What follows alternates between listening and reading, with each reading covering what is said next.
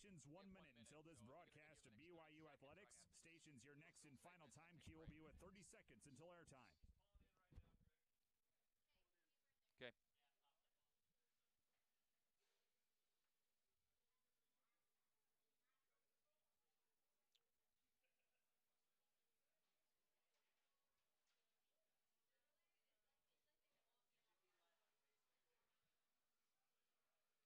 Tanner, may I get my cues from you? Mark, 30 seconds. 30 seconds.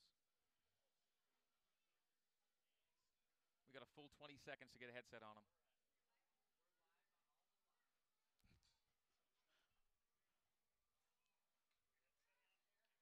Stations, please start your archive recording. And as always, have fun. 15 seconds to spare. Is this mic? Hey, Tanner? Need Ed's mic, all right? Can you hear me okay? Yep. Okay, good. We got you. The following is Here we an go. exclusive presentation of BYU Athletics in association with BYU Broadcasting. It's time to talk BYU football. You're tuned in to the Coordinator's Corner, live from JCW's in Provo. The inside scoop on BYU football from the coaches themselves, JCW's, the Burger Boys. To lead things off, let's head live to your host, the voice of the Cougars, Greg Wrubell. Good afternoon. Happy Eclipse Day 2017. Cougar Nation, welcome to another season of the Coordinator's Corner here at JCW's in Provo. We are live on BYU Football Facebook Live on BYU Radio, live on ESPN 960, and on BYUCougars.com, as well as the BYU Cougars app, the BYU Radio app, and the ESPN 960 app, also on TuneIn. It is really good to have you along for another season as we talk BYU football every Monday from noon to 1 with the coordinators, Ed Lamb, Elisa Tuiaki, and Ty Detmer, and they'll be on the show today in that order, all three this week. Then in ensuing weeks, we'll have two of the coordinators on every week as we rotate throughout the season. So it's my pleasure to once again welcome to the broadcast and for the season, BYU Assistant Head Coach and Special Teams Coordinator, Ed Lamb. Coach Lamb, good to see you again. Thanks, Greg. Great to have you, and here we go. So comfort level for year two, I guess, gets asked to a lot of the coaches here in the second season of the Kalani Sitake era. How's it been for you in year two in terms of your personal comfort zone and then as a system or a program in general? Oh, yeah, good question. I think, as far as relationships with players and coaches, there's definitely year two. I know them more personally. I feel like that the players know me, react to me better. But, in terms of the competitiveness and the nature of this business, we're really not striving for comfort. It's not what we got into it for. We got a competitive season, a challenge every day, and if it ceases to feel like a challenge, and if there's any level of comfort, then we're in the wrong business or on the wrong team. If not comfort, is there a sense of kind of wheels on the road, cruise control, as opposed to just kind of spinning them and trying to get on the freeway last year? Sure, yeah. I think just walking around the office, really, I have a sense that more of our staff members, from support staff to training staff to football coaches, we know our role for this head coach and for this program. And so I think from that standpoint, there's more work being done more efficiently. Did the role you envision having in year one come to fruition, and has it modified, adapted any way into the second year? It has. I think it. I actually had a little different vision from the moment Coach Sitake and I first spoke to what it created into. I thought that I would probably be involved more on offense. I felt like that with my defensive background, that if Coach Sitake wanted to have Elisa Tuiaki as the D coordinator, then I should probably be out of the way and more involved in offense and seeing the team from an assistant head coach standpoint, seeing the whole roster, so to speak. But as we got to know each other and worked a little more, it seemed like that Elisa would be great to work with on defense, and that would be a nice dynamic between he and I could look a little more toward the secondary as my first order of business, and he could look a little more toward the front, which is his background. And we've been able to kind of weld together, I think, a package that fits together and is a reflection of both of our backgrounds. Of course, safeties has been your assignment. Mm-hmm. Did you know pretty early on that was going to be your group when you and Kalani first began talking? Initially, it was going to be tight ends, and I was meeting with Ty Detmer and talking offensive philosophy, foundation, basis, things like that. 10 days, I think we all just made the decision together that we needed to go for some offensive guys on the staff and that I would fit better on defense. In your first year on the staff, one of the safeties you had was an NFL guy in Kai Nakua. With Kai gone, the question a lot of folks have asked is who will pair with Micah Hanneman, the presumed starter, at one of the safety spots. And then late in the game, one of the guys who's in that mix, Matt Hadley, suddenly becomes an attractive outside linebacker option with the absence of Francis Bernard. So your group has modified a little bit here in just the last few days. It has, yep, and probably will through the whole season. As you know, just things happen. Right now, I think there's Tanner Jacobson, Micah Hanneman, and Zane Anderson are working in the first group of safeties. Kind of 3 to play 2 right now? They're a little bit interchangeable, especially Tanner Jacobson. Micah's a little more locked in at strong safety. Zane's a little more locked in at free. Tanner can offer us time at both. And then other guys with ability. So now that Matt has made that move, and actually Chaz Ayu looks like he's going to be a linebacker, or at least a nickel linebacker for us. It's I think there's more room for some of the guys that haven't been maybe in the mix at safety to step into what I would consider a starting role, or at least in the starting rotation. Now, it's a team effort, of course, but a couple of guys you just mentioned, Matt and Chaz, in a way sort of leave the safety group, if you will. But early in camp, you felt that you had enough depth there to withstand maybe some unforeseen circumstances. Absolutely. Yep. That's still really the case. I feel like there are still 6, maybe 7 guys who can play a starting winning role for us in the safety room still. So it in some ways it's created opportunities for the safeties to play more of a role, some of those safeties that may not have had an opportunity. And certainly in Matt's case, he's going to be in an area where he's going to be able to make a lot of plays, and it showed up right away in the first couple of practices. It's our season debut of the Coordinator's Corner here at JCW's in Provo. Great to have you with us, whether viewing us on Facebook Live or tuning us in on BYU Radio, ESPN 960, BYUCougars.com, or the many apps that we have streaming the show for you today. Coming up a little later on in the show, Elisa Tuiaki, the defensive coordinator, and offensive coordinator Ty Detmer. You can tweet the show using hashtag CCBYU, hashtag CCBYU. We'll get questions for the coaches coming up as we proceed in this hour. Again, we're Mondays noon to 1 here at JCW's. So beyond the 3 guys we just talked about at safety, Micah Hanneman, Tanner Jacobson, Zane Anderson, who else are we talking about in that 6 or 7 that you feel could get able to play?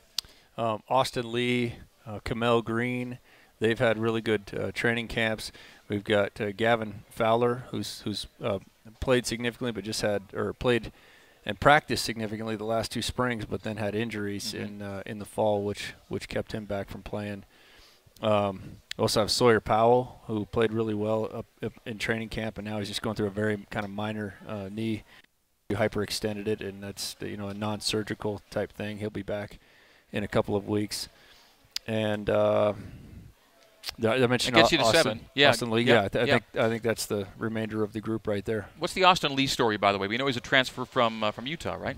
Yes, Austin is a transfer from Utah. A really athletic player. Could be both strong safety and free safety. For us, the strong safety is usually a little quicker guy. The free safety may be faster and more rangy, but the strong safety is quicker and can play more man-to-man coverage.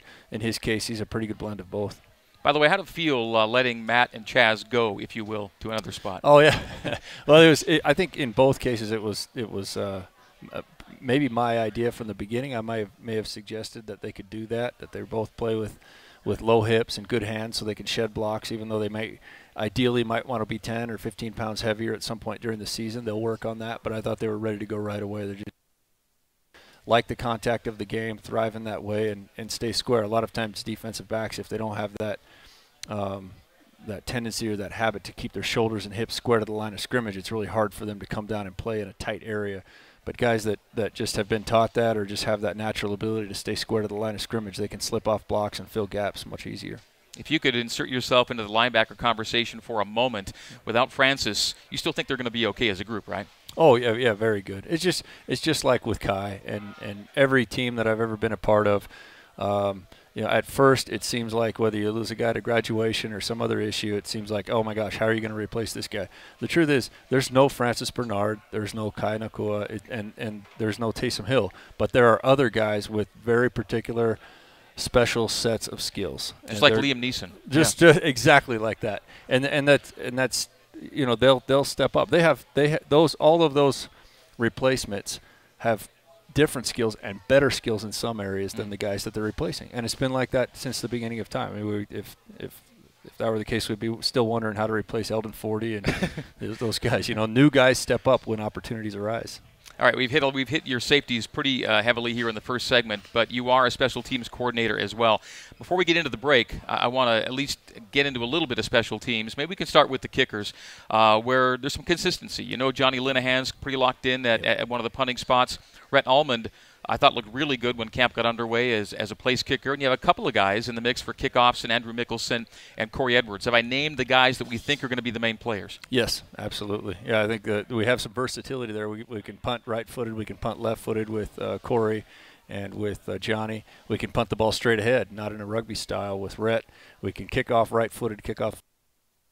From a special team standpoint, it's really difficult with the limited amount of time that a team has to prepare, and now they have to prepare for kicking from either side. And so all of those guys return. There's roles for all of them, and they've got a high level of confidence. Now, Rhett's a straight back punter when he punts. Johnny's a rugby guy, but Johnny's also done some straight back, and you want him to have that be as part of his arsenal, don't you? Yep, and we did that significantly last year.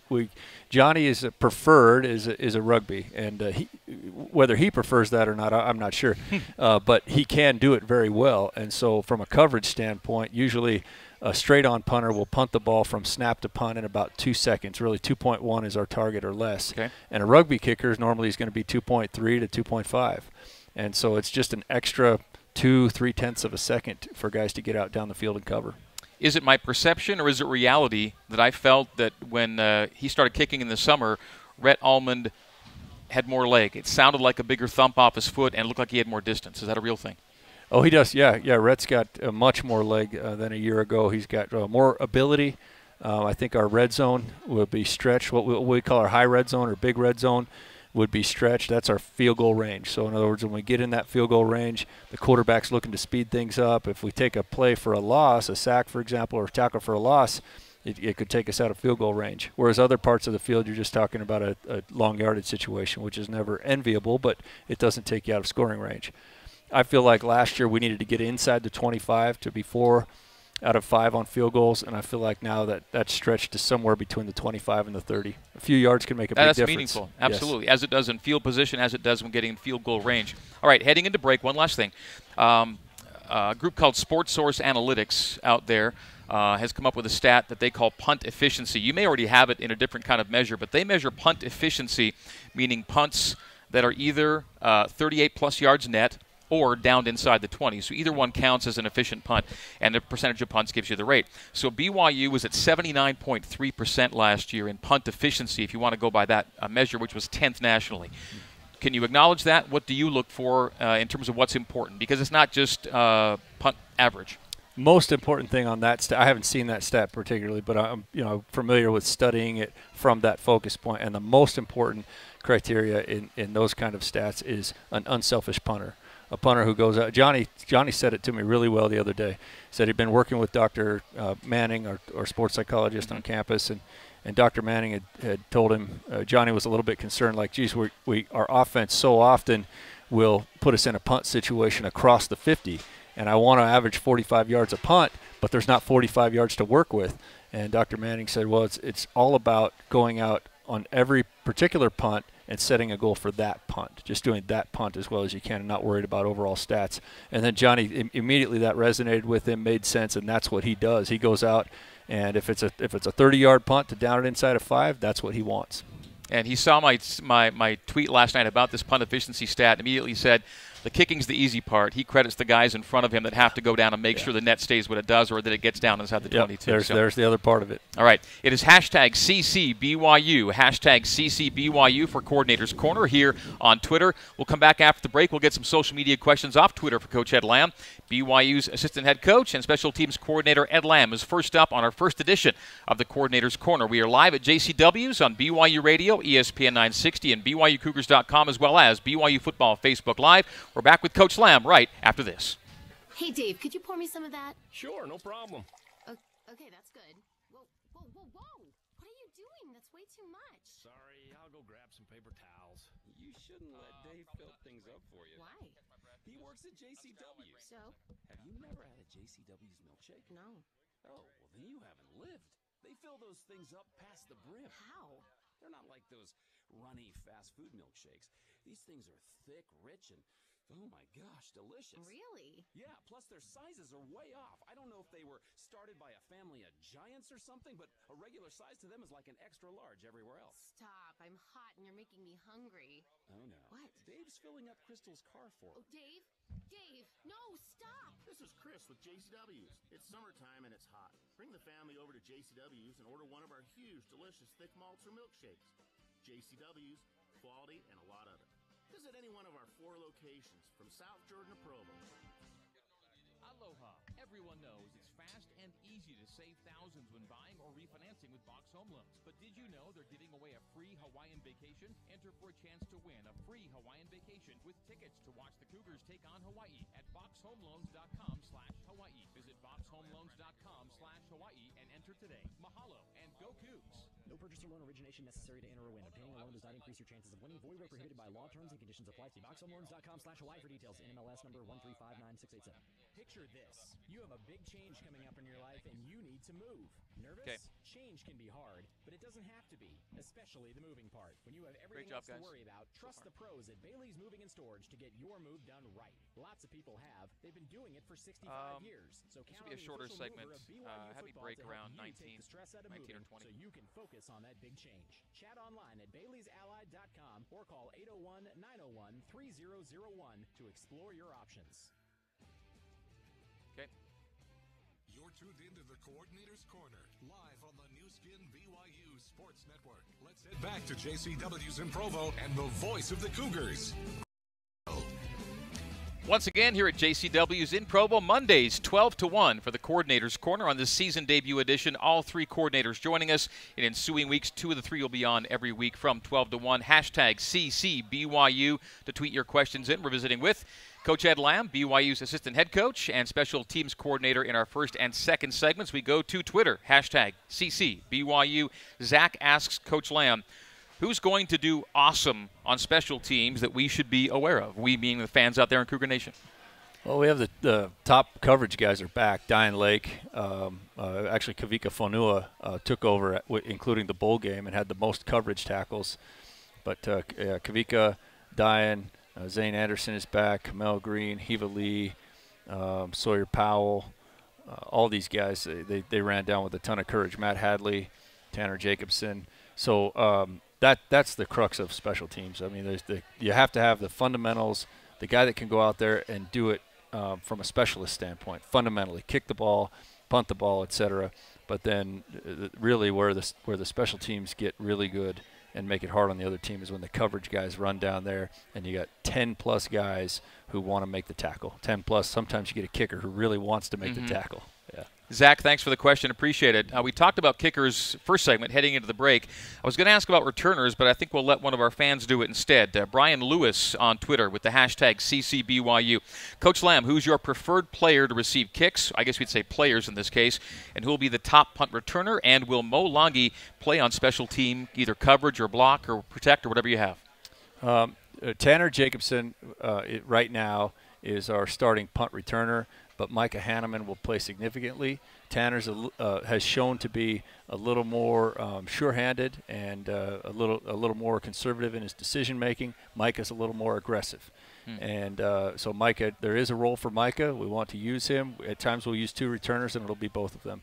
At the kickoff return spot, it'll be Aleva Hifo and Matt Hadley return as the 2 main guys. But and they were doing it for you last year. They were doing it last year, the 2 starters. Jonah Trineman has done really well during fall camp, and we look to get him in the mix too. Trey Dye, KJ Hall are another couple of guys that are in that mix there at the kickoff return spot. And yes, Mo Langi will play certainly on the PAT and the field goal unit, and he has shown a real knack for getting some push and getting his hands up and being able to block some low trajectory kicks too. So when you say field goal and PAT, are we talking both sides of the line with Mo? It will be, yes. Yep, he does both sides of the line. Right now we have him at a field guard position on the PAT and field goal. So if the ball's on a hash, he goes to the field, which is usually where the heaviest rush comes from because of the trajectory of the kick. So he can block, and he can protect. That is, set a shield. Yeah. But do you have him also on a blocking unit, meaning trying to get it blocked? He does a really nice job of getting push from the defensive side of the ball and he's blocked some kicks already in fall camp. So he's such a curiosity, but he's more than a novelty. Yeah. He starts camp, and it really is a question: can he do this football thing within a few days or weeks? You get a pretty indication, don't you, that this is somebody we can work with. That's right. Yep, and that's why we chose not to redshirt him. It's his level of understanding is the most important thing, and so things like that are so natural for every other guy on the team, like what is a hash, what is a field side, what is a boundary side, what's a field goal. In fact, third day of camp, he came up to me and said, Coach, PAT and field goal, what's the difference? They seem like the same thing. I said, yeah, you're exactly right. It's just where we put the ball. And how many points you get when the ball goes through. That's right. Yeah. So, by the way, Coach Elisa Tuiaki is coming up in our second segment here of the Coordinator's Corner. Then Coach Ty Detmer in the 5th and 6th. I'll say E will be in segments 3 and 4, Ty in 5 and 6. We've got Ed here in 1 and 2. Kalani the other night at the Big Blue Bash says he's not supposed to gamble in the casino, so he gambles on the football field.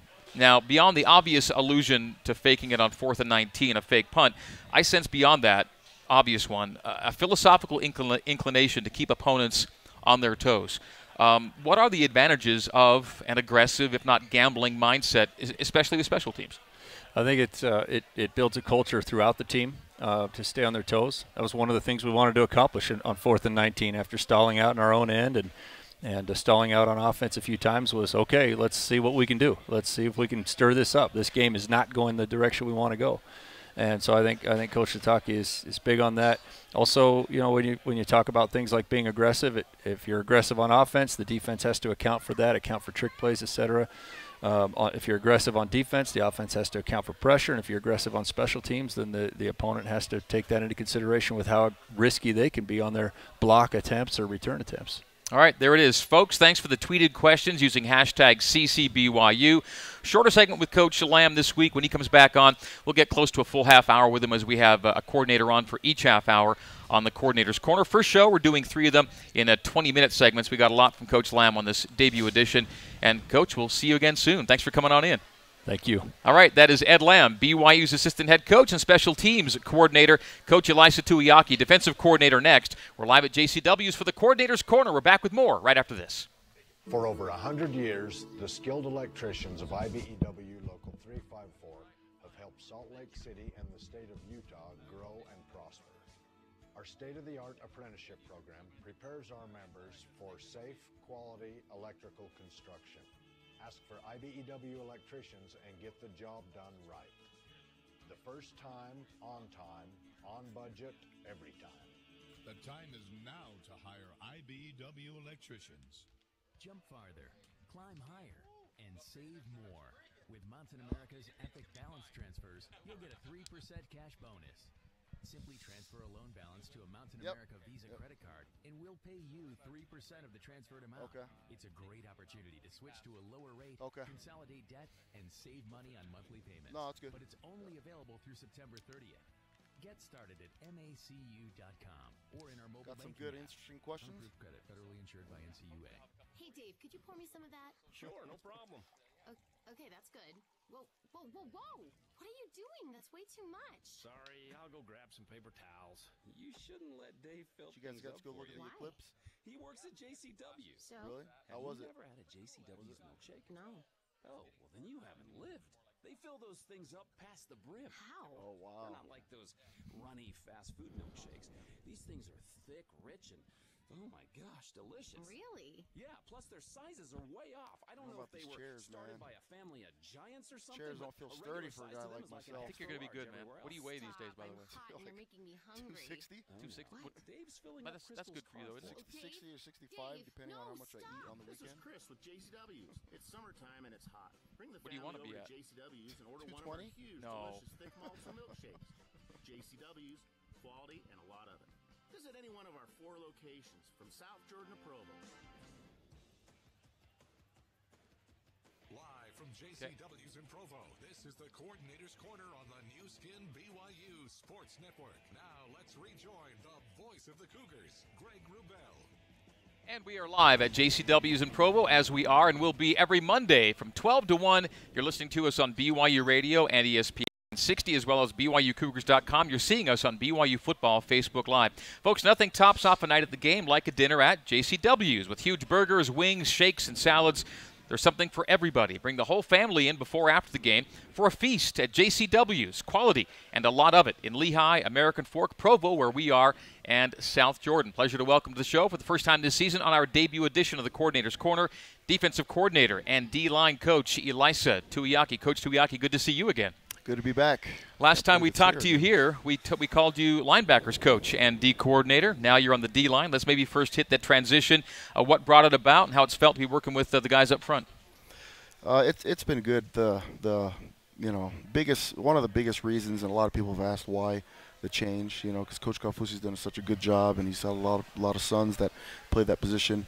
I was always just kind of hovering over him because we've always done something a little bit different in the 4-down front, and so I felt like I was coaching two positions, and with the way that my relationship with Galani and especially getting him involved the second year, we were able to steal him a little bit more to the backers. I approached Steve about it and asked him how he felt about moving and learning a new position, and he was really, really excited. I think it was a good change-up for him. It was gave me the ability to just stay in one spot and stop hovering, but also get the head coach involved, who's a really, really good backers coach. And so I think that it kind of defines our roles a little bit better, as well as maximize the talent at coaching with all the other guys coming in. Is D-line more in your wheelhouse, do you think? Did you feel more naturally drawn to that position? I enjoyed both of them. I really like both of them, love the kids, but it's just with the way that the defense was for the last 12 years, the way that Steve had done it, it's just a little different. And so the nuances of the position and the things that we did, I was always just kind of stepping in, and Steve was fine with that. He was okay with it, but I just didn't want to keep doing it the whole year. You know what I mean? And I think that allowing him to learn a new position, I thought was good. And so when I approached him about it, he was really excited, and so we ended up making the move. So one of the guys you're coaching is Coach Kaufusi's son, Corbin, on the end. He's kind of been penciled in at that number one left end spot through most of camp. He's a football player now, isn't he? He's a really, really good football player. He's put on a lot of weight since last season. I think that you could tell during the football or during basketball season he'd gotten bigger and more physical. But now that he's just kind of honed in on football only, he's really, really becoming a good player. Questions for Coach? Send them in on Twitter. Use the hashtag CCBYU. That's CC for Coordinator's Corner. Hashtag CCBYU. Say you're addressing it to Coach Tuiaki. We'll get to your questions coming up after our next break. You lose some good guys from last year's line, as is the case every year in college football with every position group, but a lot of good new names. Let's throw a few new names out there and maybe a little bit on the players you want to talk about, on guys we'll be seeing in the 2 deep here in 2017. We get Shone Takataki coming back, who is, I think the year off, allowing him to focus more on football and kind of get things right in his own mind, his own life, as well as the physicality of the game. I mean, he spent a lot of time in the weight room during this off season or during the year that he took off, and just he's shown early in camp and throughout camp that he's going to be a difference maker for us, and so I think that's going to be a great addition to it. You get. I think that the D tackle spot is really deep. If we keep all those guys healthy, we've got a lot of guys with game experience like Handsome Tanielu and Kezi Tausinga, as well as Meti Taliauli, who got hurt last year. But then Solo Wolfgram, who played a little bit of tight end, a little bit of D tackle last year, comes in, and he's much improved. The game's starting to slow down for him. He's a lot to learn, but he's come a long way. What's up with Tavita Mounga, by the way? Vita was working on academics, and so okay. He's not completely out of the woods yet, and we don't know what what it's going to be probably until Wednesday. But once we find out if he is eligible, then he'll be going. If not, then he's going to have to redshirt. And then we also get Kairos Tonga, who's in. So it was a couple of weeks till we saw Kairos on the field, but he got on the field, and on day one, Coach Satake was saying, no worries, he'll play, and he'll play right away. You feel that way? I do. He doesn't get the game like the other guys, obviously. He hadn't played since his junior year in high school. And, went on a mission, came back, and, physically he has everything that it takes, but, catching up with the game and kind of understand the nuances of playing D-line is probably the thing that's going to slow him down. So he's going to get reps. We're going to force feed him a little bit just because physically he can do it, and he is really, really good when he does it right. But He still ends up messing up assignments and reading blocks and all that stuff. Just not something that he's really good at yet. But he'll get it as he continues to play. So between Kesney and Handsome, Solo and Meti, and then you throw in Kairos, that's 5. Do you have a 6th or a 7th guy for that 2 or 3 deep in tackle? Vita would be the other guy. Still waiting on him, Lorenzo obviously. Falatea did really, really good throughout fall camp, and he's kind of struggling with an injury right now. And so when he ends up coming back, he was already playing, I think, in the 2nd, 3rd group with the D-line. And so we always go into a game with about 5 or 6 D tackles. If you can play all of them and feel comfortable with playing all of them, then you play them so that you can stay healthy. Take a couple snaps off the starters. It's a long season. Keep those guys all healthy, and as long as you feel good about the depth, then I like playing 5 or 6 D tackles. Can Lorenzo get back in time for game 1 or game 2? Do you think? I don't think so. I think his is probably going to be more like a game 3 or 4 type deal, and he could end up coming back a little earlier, but right now it doesn't look like it. But if you had 5 guys to go at the tackle spots for the first couple of games, you feel good about that? Yeah. Okay, and then on the edge, you mentioned we've talked about Corbin and Sione. Who else is playing DN for you that's going to be in the mix? Trajan played a little bit last year, and he's doing really, really well. Langi Tuifua comes to us straight from high school and has had an impact, and so he'll have a role, and he'll play this year as well as Rhett Sandlin. Rhett, I think, is similar to Solo Wolfgram, who, moving to D-line, kind of still learning, physically can do it, and so he'll have a role as well. So I think we feel comfortable about 5 of those guys right now, and then Uriah Leotal is the last one that ends up coming in, filling up the 6th spot. Okay, so 10 or 11 guys for the 4 spots. That's who you would play in game 1 if we were to start right away, and that's how it's going to be, right? Yep. All right, that's a good look at personnel on the D-line. We'll talk some more with Coach Elisa Tuiaki when we come back after this break. It's hashtag CCBYU on Twitter, CC for Coordinator's Corner, and this is the Coordinator's Corner. We're live at JCW's on BYU Football's Facebook Live, as well as BYU Radio, ESPN 960, and BYUCougars.com, or with Coach E, and your questions on Twitter, hashtag CCBYU, right after this. Aloha. Everyone knows it's fast and easy to save thousands when buying or refinancing with Box Home Loans. But did you know they're giving away a free Hawaiian vacation? Enter for a chance to win a free Hawaiian vacation with tickets to watch the Cougars take on Hawaii at boxhomeloans.com/Hawaii. Visit boxhomeloans.com/Hawaii and enter today. Mahalo and go Cougs. No purchase or loan origination necessary to handle a loan. Obtaining a loan does not increase your chances of winning. Void where prohibited by law. Terms and conditions apply. See boxhomeloans.com/Hawaii for details. NMLS number 1359687. Picture this. You have a big change coming up in your life and you need to move. Nervous?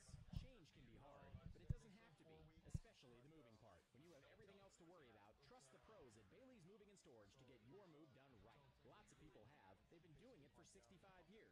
So count on the official mover of BYU Football to help you take the stress out of moving so you can focus on that big change. Chat online at Bailey'sAllied.com or call 801-901-3001 to explore your options. Hey, Dave, could you pour me some of that? Sure, no problem. Okay, that's good. Whoa.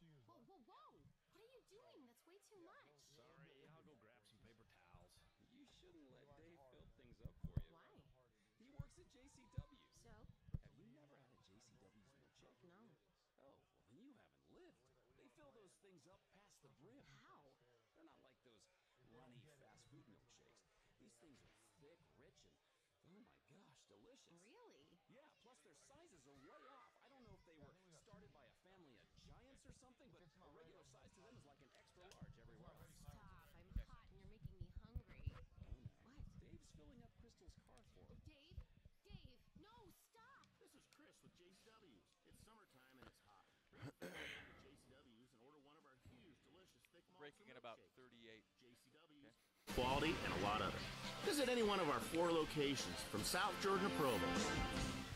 You're tuned into the Coordinator's Corner, live on the new Skin News Sports Network. Let's head back to JCW's in Provo and the voice of the Cougars, Greg Wrubell.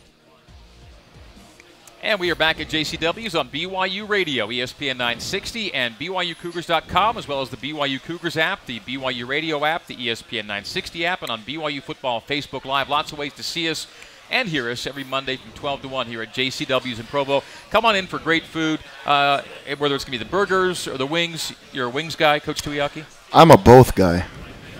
But we'll go with wings today. Just wings today. But next week it could be burgers. That's the way he rolls. So, yeah, we'd like to make sure the coaches leave here fully stocked. We hope you come in and yeah, leave fully loaded too. So to our Twitter we go. Hashtag CC BYU. Question for Coach Tuiaki, BYU's defensive coordinator and defensive line coach. This is an overall defense question, particularly about the secondary, from Ronald on Twitter.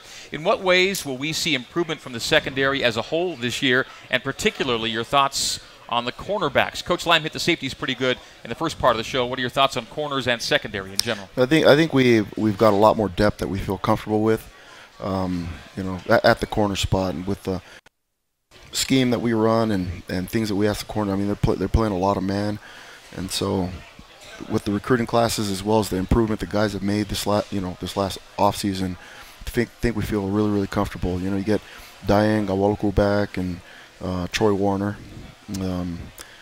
Chris Wilcox has made strides, and so he really could kind of tend for either spot, and so we plan on using all three of them and rotating them.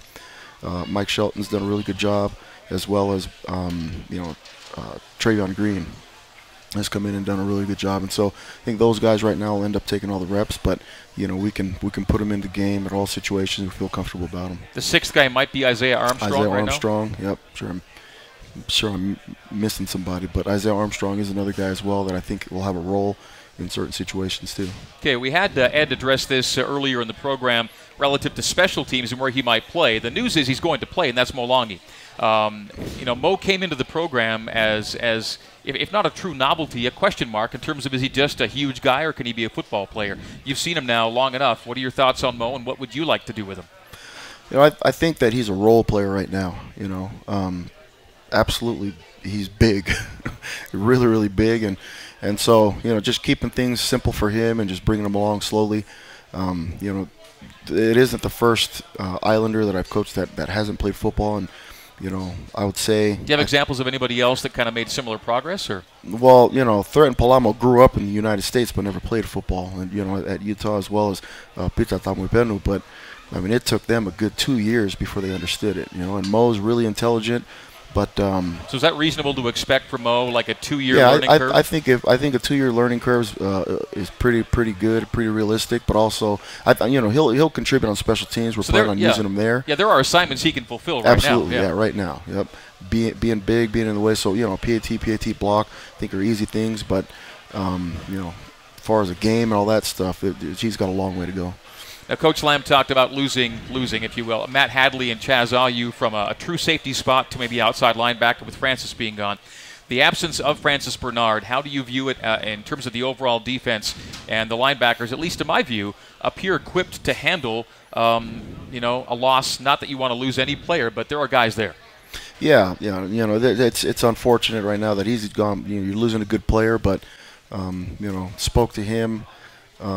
Intimate setting, and just really what you want when you're talking to a kid like that ends up leaving is you want to treat him like your son, right? If you're my son, this is what I would want you to do, this is what I think is best for you, and then just he's got to make his decisions, and so he kind of think anything's finalized yet, but he moves forward with his decision. But it's the same thing with somebody getting hurt. The next guy's got to stand up. You've got to shuffle things around to get the right personnel in the right spot, and so we took Matt Hadley from the safety spot. Felt like he was the most physical, just a really, really good, savvy ball player, and put him at the backer spot.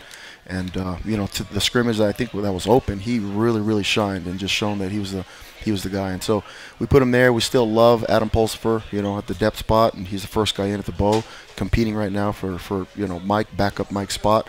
And so there's you shuffle guys around. Chaz Ayu, with only having Fred and only having Morgan at the field backer spot, you want to be 3 deep there. And so Morgan ended up going down a couple days ago, so we moved Chaz, and he did real well. So we're just going to leave Chaz there. It's really just kind of a bigger safety spot anyways, and so he's still playing safety.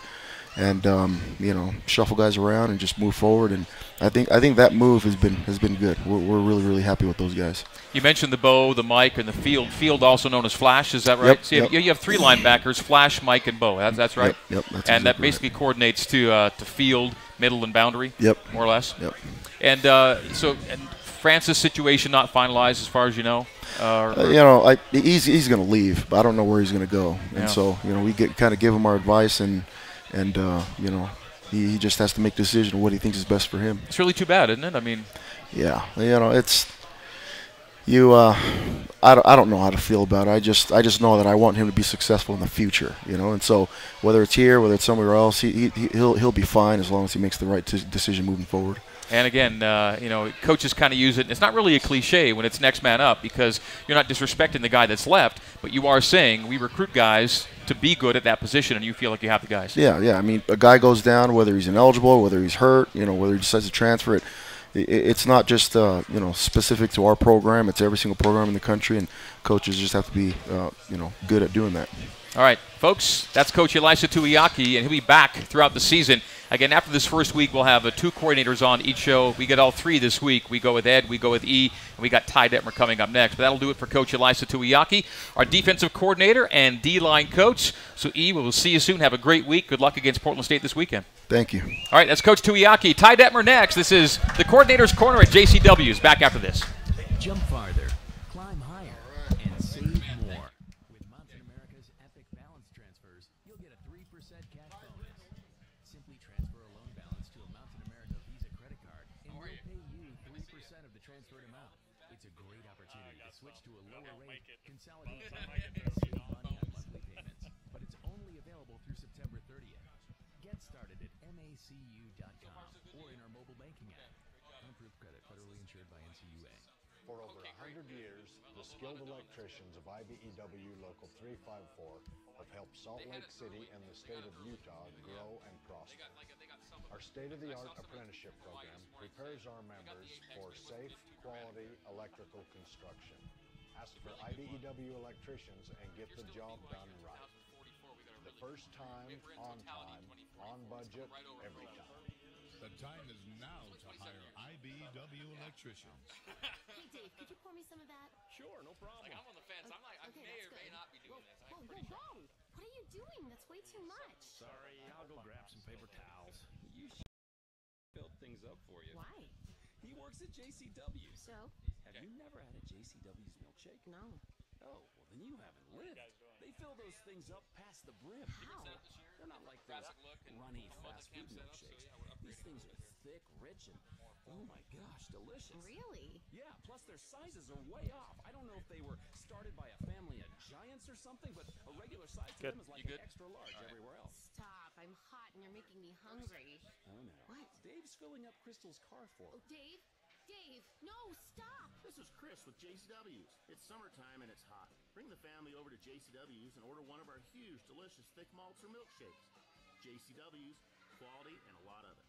Visit any one of our 4 That was Idaho Falls. South Jordan to Provo. Wow, that's pretty intense. That's my dark. daughter's up there. From JCW's in Provo, this is the Coordinator's Corner on the new skin BYU Sports Network. Now let's rejoin the voice of the Cougars, Greg Wrubell. Welcome back to JCW's in Provo for the Coordinator's Corner, Mondays from noon to 1 here in Provo. Join us live here at the show, get some great food, and hear from the football coaches. Coaches Detmer, Lamb, and Tuiaki. We'll rotate 2 of them in every week. First week, we're doing all 3. We've gone with Coach Lamb and Coach Tuiaki so far. Coach Ty Detmer, BYU's offensive coordinator and QB coach, now joining us on this Eclipse Day 2017. You had places to be other than in the totality path, but somebody in the Detmer family traveled to see it. Is that right?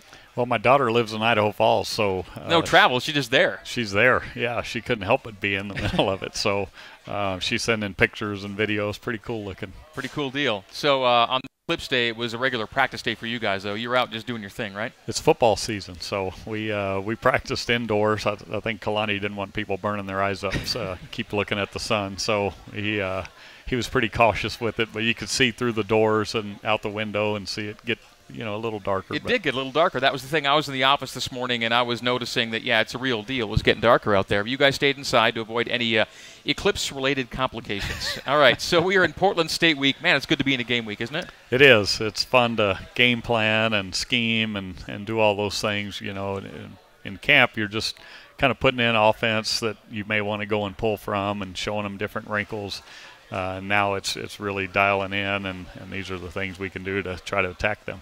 While everyone should expect BYU to do well against an FCS opponent, you scout Portland State like you would anybody else. Some initial impressions of their defense based on what you think you're going to see. They've got quite a few guys back, so they're going to be experienced. They play hard, and they're not a team that you take lightly. Being the first game, you never know what you're going to see. There's always going to be new wrinkles that they've worked on in the off season, and so you got to go in and kind of have your best stuff that you can run against everything. But they're an aggressive bunch. They play hard. They got good sized defensive linemen. Play a 4-3 for the most part. 4-3 for the most part, and then they'll bring a nickel guy in and a little more man coverage than we see against our defense. But it'll be good for us to finally get in the game action and see how the guys do against it. Portland State has its top 3 tacklers back from last season. Second year as offensive coordinator here at BYU. Where are you as a coach and maybe as an offensive group year 1 to year 2? Well, I think the recall from our players has really been good, and that's been fun to see, and then you can add little bits and pieces here, make adjustments quicker. So, as a staff, I think we're more comfortable, feel pretty good about the scheme we have, and then we can add to that. You do self-scout, find new wrinkles, and then your team changes a little too, so you got to tweak it to fit what's best for your players. And so things are more comfortable. The first year there were a lot of unknowns going into this first game and wasn't sure if anything was going to work. So we feel pretty confident in the scheme and the system, and now it's a matter of execution. Quite a few things did work in year 1, by the way. And if you have questions for Ty, hashtag CCBYU on Twitter, hashtag CCBYU for Ty.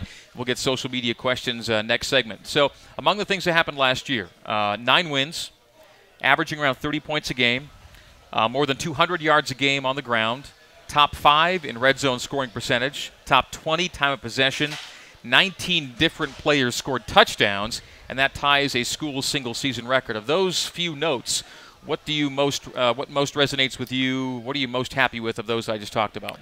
I've never been a big stat guy. I think there are some certain key stats that help you win a game, and turnovers is probably number 1. And BYU is highly ranked in turnover margin. Right. Yeah. Then you go to third down conversions and red zone if you're able to score points when you get down in there, and then convert third downs. And so we were pretty high efficient in those areas that help you win games. The overall yardage and those kind of things will come. But that's not a stat that we have a goal for, that we need so many yards doing this or that. We're going to play to what the defense gives us and then try to win the game. So if we're ahead in the fourth quarter, you won't see us throwing it as much. We're going to try to run it at people and be physical and work the clock and win the game. And so, I don't get too caught up in the numbers part of it, but it's, when you're efficient, you're doing the right things and converting third downs and scoring touchdowns in the red zone, those are all positives. Yeah, coaches know when they're staying on schedule. That's what football's all about, staying on schedule, moving the chains, and scoring when you have chances to score. And ultimately you do that well enough, and you'll have 9 or 10 wins by the end of the year, if not more. So yeah, we do realize we need more big plays, and we need to get some chunks in there because you got to work really hard on those third downs to have that high conversion rate. So we'd like to get more chunk plays, 15 to 20 yard gains, and kind of take some of the pressure off some of those third down conversions as well. But we felt like we kind of managed things pretty well last year, kept ourselves in games. Unfortunately we didn't win a few more of those at the end, but this year it's a little different type of dynamic and different type of team, and so we'll see kind of where it morphs into. You referenced third downs, and you had 2 of the best all-time third down weapons you're going to have in Taysom Hill and Jamal Williams, 2 of the top 5 rushers in school history, great third down safety nets. They're gone, and with as many yards as they had going with them, people automatically assume a few of them will be made up through the air as opposed to on the ground because you don't have a Jamal necessarily or a Taysom on this year's roster. Is that fair to say at this point? I think so. I think Tanner, he's not going to look to run. He has the capability of doing that. If things open up and teams want to play man and play coverage, he can pull it down and go get yards. But I think he's a little more effective with the check downs and getting it to the backs. If things aren't there, he's going to kind of buy time and look to make a play through the air rather than Taysom putting the team on his back and going and getting a first down on his own. So naturally that'll probably happen, just as far as pass attempts and those kind of things. So, we'll, like I said, we'll see. We still want to be able to be balanced and run the ball and use our size up front. But naturally, I think our passing stats will go up just because of the type of quarterback we have now. You got to see film of a freshman Tanner Mangum. You got to work with a sophomore Tanner Mangum, and now you get him starting for you as a junior. Can you assess his progression from what you first saw when you didn't have him in person to now having him ready to be a junior quarterback at BYU? Yeah, he's really come a long way with the mental side of things. He knows the system. He's, calling it. He's running our 2-minute offense, calling it on his own, and he's understanding protections and fronts and run checks and all those things. So he's night and day different player than he was when we got here last year, and I'm excited to see him go. So Ty's not the stats guy. That's where I come in. Only 3 BYU quarterbacks have had more passing yards before their junior seasons than Tanner Mangum.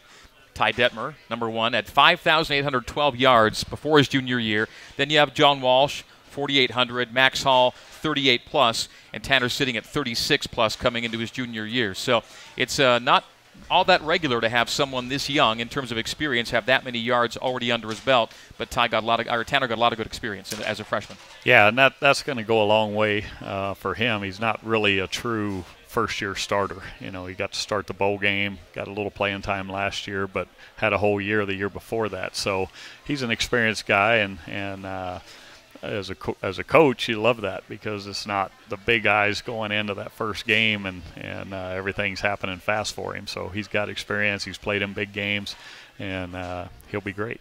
All right, break time. It's our final break. We come back, our final segment with Coach Ty Detmer, BYU's offensive coordinator and QB coach. If you'd like to ask Ty a question, do it on the Twitter with the hashtag #CCBYU. Hashtag #CCBYU. Tweet your question for Ty. He's coming up in our final segment of the Coordinator's Corner, live at JCW's on BYU Radio, ESPN 960, and BYUCougars.com, as well as BYU Football Facebook Live. Back in a minute. Picture this. That's a bunch of hashtags. Coming up in your life. Break 5, right?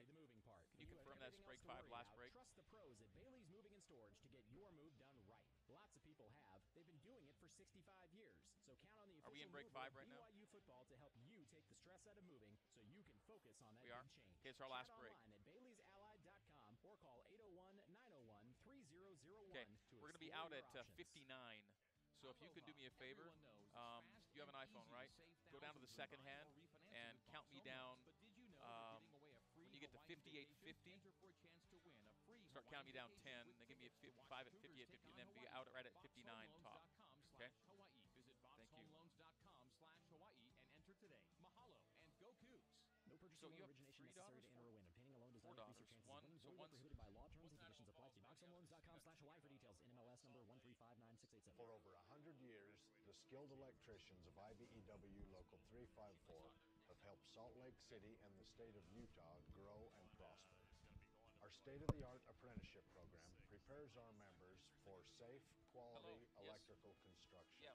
Ask for IBEW electricians and get the job done right. The first time, on budget, every time. The time is now to hire IBEW electricians. Jump farther, climb higher, and save more. With Mountain America's Epic Balance Transfers, you'll get a 3% cash bonus. Simply transfer a loan balance to a Mountain America Visa credit card, and we'll pay you 3% of the transferred amount. It's a great opportunity to switch to a lower rate, consolidate debt, and save money on monthly payments. But it's only available through September 30th.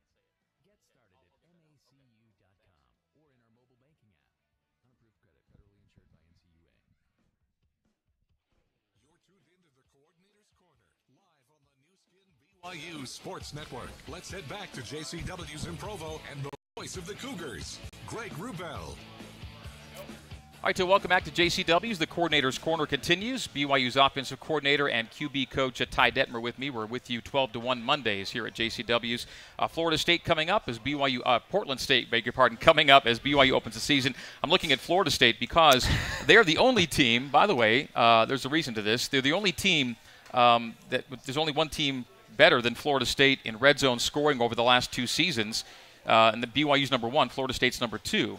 So in your first year, you had a good red zone year, continued off the season before you got here.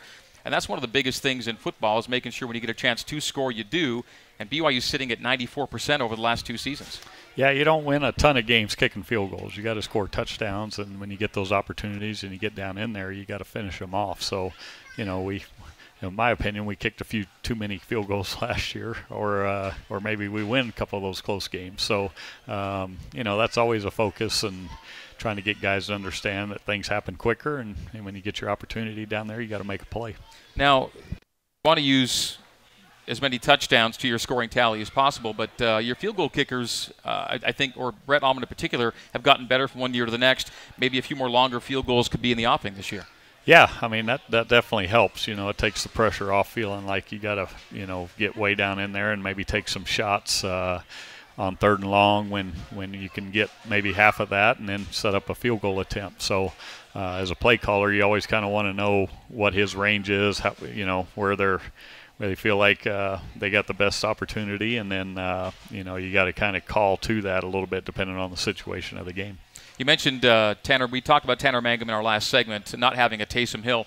Taysom Hill's in Green Bay trying to make the Packers right now. And through 2 preseason games, he can't do much more than he's done with the reps he's gotten. It's exciting to see what he's doing up there. It is. He looks great. He's having a lot of fun playing. You can see the big smile on his face out there. And he's a sharp kid. He understands it. And I think having a full off season where he could really train and get healthy and work on some of the little things that he really hasn't had a lot of because of the injuries and the rehab things that have gone on. But he's a good fit for what they're doing. They like to get guys out and move around, and you'll see Rodgers pull it down and take off, and you see him do that the other night a couple times. So, I hope he makes it, and it looks like, he's got a great opportunity to, at least at a minimum, be that 3rd guy, and then, they can kind of plan for the future, how they feel about him going from there. 3 BYU guys in Green Bay right now with Taysom, Jamal Williams, and Colby Pearson for the time being as well.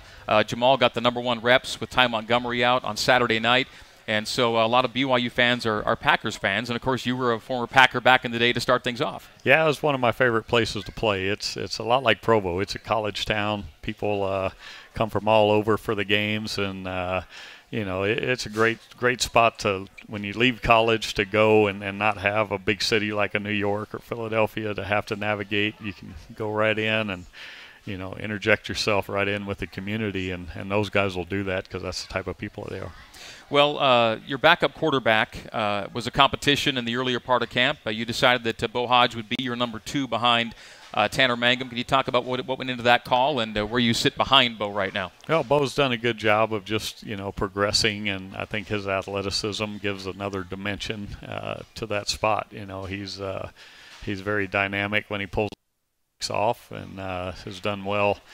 Understanding the offense and getting through progressions, and those guys don't always get the most work during the season. You don't have enough reps for everybody to get a lot of reps. So he's a guy that could go in and make some plays for you, moving around, scrambling, and using his legs if something happened with Tanner. And he's done a great job and has played his way into that spot. Well, you hope nothing happens with Tanner, but backups do come into play in the world of college football. And we talked with Coach Tuiaki last segment about a backup being needed at the linebacker spot with Francis leaving. And let's just recap that for a second to reiterate something that I think the coaching staff would like made clear.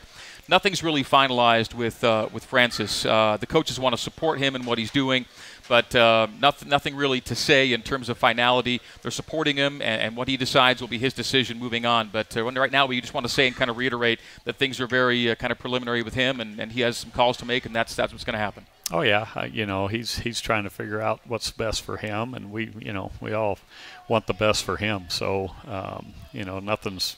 I haven't heard anything official or anything around the office, but I know there's a lot of thought that goes into it when you kind of find out the news that you're redshirting and not able to play that year. So we want what's best for him, but I think BYU's best for him, but that's his call, and we're supporting him, giving him a little time with his family to figure that out. That's it. So we're in the figuring out process, and it is a process, and BYU and the coaches are supporting Francis in that, and so we'll just let that play out. We get to let you guys play a football game on Saturday, which is great. You have a good sense of how it's going to work, but we'll find out for real Saturday at 1 o'clock, and that's the great thing about the game. You never know until you're in it. Yeah, we can quit talking about it and show it now. So everybody's excited. The players are excited to play another team and quit going against themselves. So everybody's looking forward to Saturday. Well, we're excited to have you with us for another season here at JCW's. Load yourself up with something good, and we'll see you soon. I will. Thanks. All right, that's Ty Detmer, BYU's quarterbacks coach and offensive coordinator. Hope you enjoyed our season debut edition of the Coordinator's Corner. We thank Coach Ed Lamb, special teams coordinator, Elisa Tuiaki, D coordinator, and Ty Detmer, the O coordinator. Back with you next Monday, noon to 1 here at JCW. So long for the Coordinator's Corner.